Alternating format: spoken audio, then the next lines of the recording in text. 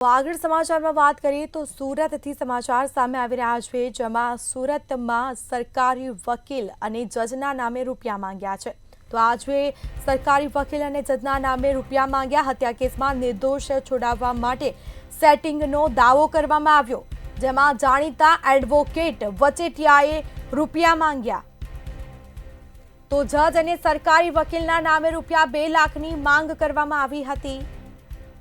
તો એડવોકેટ ઝમીર શેખના વચેટિયા ફિરોઝે રૂપિયા માંગ્યા હોવાનું સામે આવ્યું છે।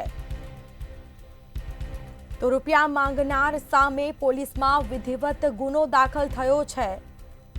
તો લાજપોર જેલમાં બંધ આરોપીના પુત્રે ફરિયાદ નોંધાવી છે। તો પુત્રએ આખરે પોલીસ ફરિયાદ નોંધાવી છે। એડિશનલ ડિસ્ટ્રિક્ટ જજે આરોપીના પુત્રનું નિવેદન લીધું। આરોપી ભરતના પુત્ર ભાવિક કુકડિયાનું નિવેદન લેવામાં આવ્યું છે, જેમાં આરોપી ભરત કુકડિયા હાલ સુરતની લાજપોર જેલમાં બંધ છે।